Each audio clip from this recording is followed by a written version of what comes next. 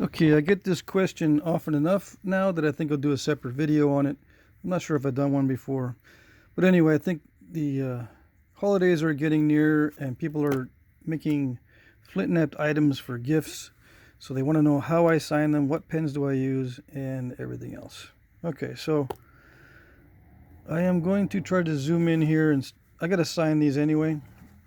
So I'll just show you what I do. And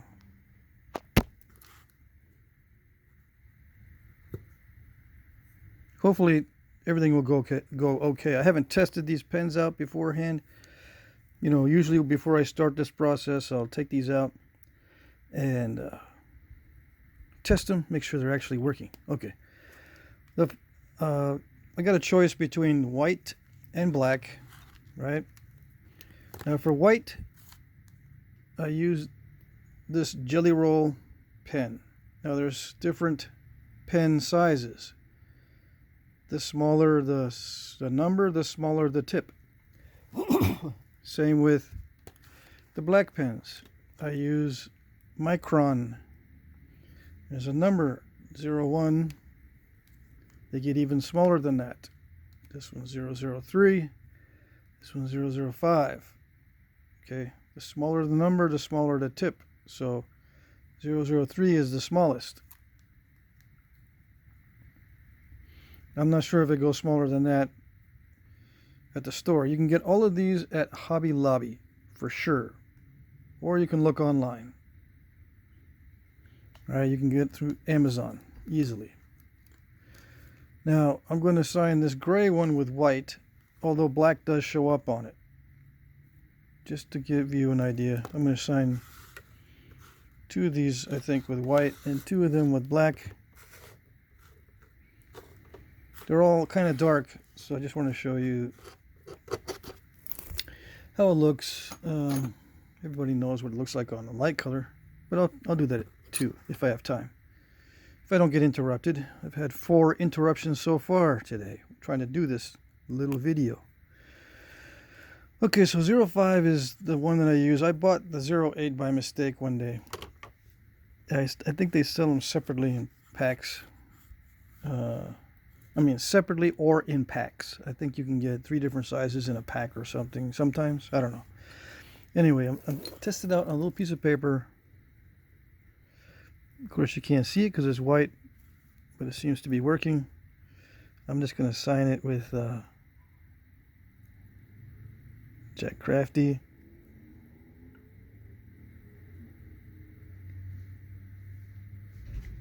Now, for those of you who are just new to the channel, why the heck did I choose the name Jack Crafty for the channel name if that's not my actual name and people might get confused, right? Why?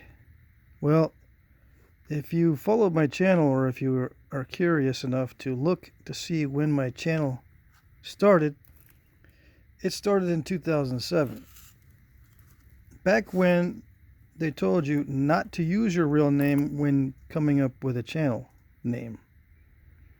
That was actually a security directive. Do not use your real name, guys, because it's too easy to hack into your account. We don't have security measures to counteract the hackers yet. Okay, so everyone came up with a pseudonym, or I don't know if that's what it is, the correct word, a fake name for security reasons. So that's one thing. Number 2, what is Jack Crafty? What does that mean? Well, I was going to take Jack of all crafts, right? But I looked it up and that was already taken in all platforms, email, forums, social media. Jack of all crafts was already taken. So what can I use? I can't think of anything. So let's just try Jack Crafty. And lo and behold, I checked all over the place. No one was using Jack Crafty on email on YouTube or anywhere, not even jackcrafty.com. No one was using that. So I said, okay, I'll use it. Time goes by. YouTube says, okay, now you can use your real names. Do you want to change? Well, by that time, I already had a bunch of followers, right? So I said, well, not really. Don't want to change because I've already established the name. So, no, I don't want to change.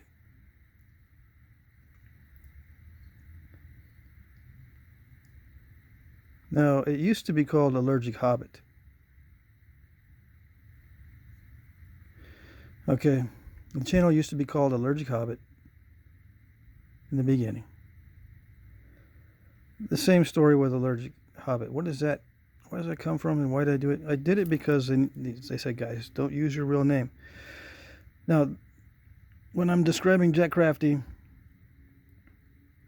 I decided to name my channel Jack Crafty instead of Allergic Hobbit back in the early, well, let's see, was it 2000?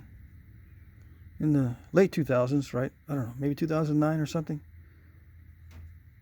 I don't know when I changed it from Allergic Hobbit to Jack Crafty, but they were still telling us not to use our real names.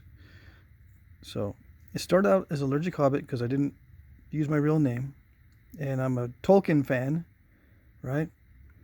And I have allergies, and I looked around and no one else had the name Allergic Hobbit as a handle on YouTube or anywhere else, including email. So I chose it. Same deal. Now, Jack Crafty is also my handle on forums, not just on YouTube. So I figured I'll name my YouTube channel Jack Crafty because people recognize me from the forums. People don't recognize me as Patrick Blank on the forums. Well, although I'm sure there are exceptions. People that know my name well. But the name Jack Crafty is what I use on forums. What's a forum? It is a place where people post according to, they post in response to posts by other people. I'm sure you understand what it is. So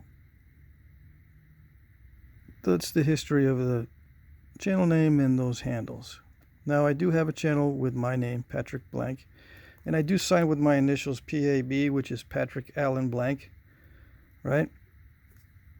So you can find me that way too.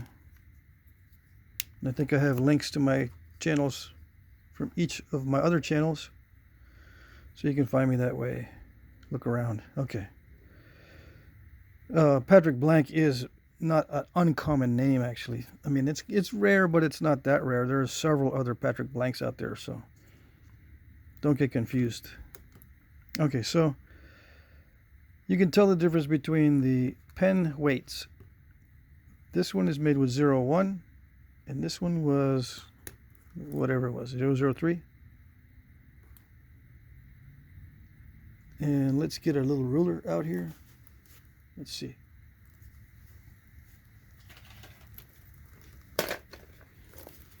Just to give you some scale.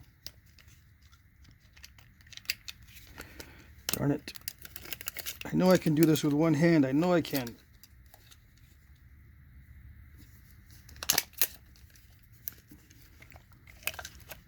Okay, one hand in my teeth. All right, so this is to give you some scale on how big this lettering is.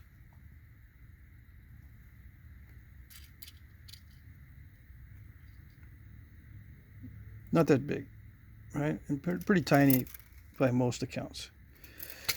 So that's how I do it. Now, what do I use to cover over this stuff? Because look what happens.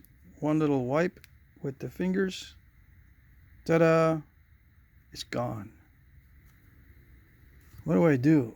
Well, I take this stuff here that you can buy at the grocery store in the makeup section. Just make sure you're incognito. Get a fake mustache or something. And buy this quick dry top coat for fingernails.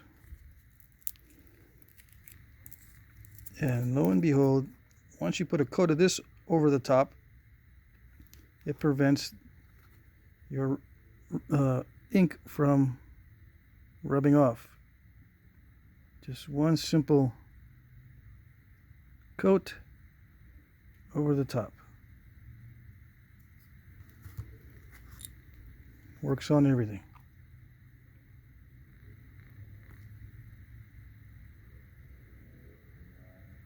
Does it discolor the stone? Why, yes it does. It makes some stones darker, like this one. Same thing happens with rainy buttes. It's highly noticeable on rainy buttes and other porous stones. It will darken it, so it's not completely unobtrusive, but at least your name won't rub off, or your signature won't rub off. And it's pretty true to its word. It is fast drying, but it also will dry in here. So you have to buy some periodically. Now, if you want to erase the whole thing, let's say you made a mistake in your name. You take some of this nail polish remover, professional nail polish remover, 100% pure acetone. I bought it because of this container. I have acetone that's much cheaper in a big bottle or a big can. You can buy acetone in a big can. Much cheaper per ounce. But I bought this because I like this little container. This little plastic container. I can take it with me wherever. And if I use it up, I just refill it with my other acetone. Now, what do I use that for? I use it to remove the lettering and the nail polish. With a Q-tip, I can remove all this. So, you just had to take my word for it. No, I'll do one on this one. Because I got to get rid of this is not finished anyway. So, that's how I do it.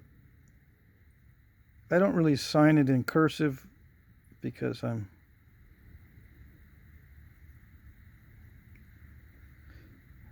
don't like displaying my regular signature.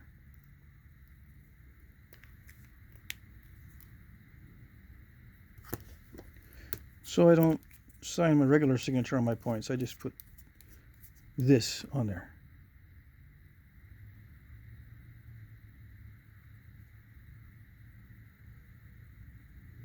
Okay, let's see if this will dry quickly. I hope that was in the frame.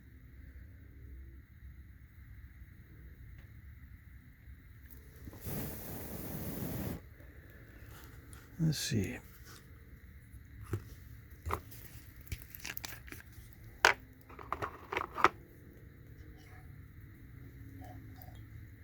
Get some acetone on the end of the Q-tip.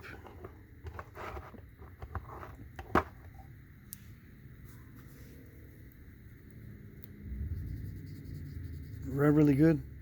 Okay, let me just, before I rub it all off, I want to show you that it doesn't rub off with your finger. See that?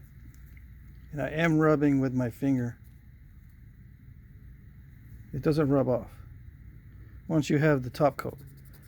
But you can remove everything with the acetone or the fingernail polish remover, whichever you desire to use as terminology. And the good thing about this, once you wipe off, or once you've done that, the pores of the stone are actually filled in and sealed, right? The next time you sign it, it'll be easier. It won't bleed into the stone. Sometimes stones are so porous that your ink will bleed in. and it'll mess up your signature. So what you do is you just apply a top coat before you start writing, and then you take it off, because you don't want that thick top coat underneath your writing, because it's hard to write on it, believe it or not. So you're writing on what feels like the stone again, but you will have sealed in a lot of those pores, and it'll write over it much better. Okay, so there you go. That's how I do it. Hopefully there's no more questions on it, and if there are, I'll just refer back to this video, and everything hopefully will be hunky-dory. All right, that's it.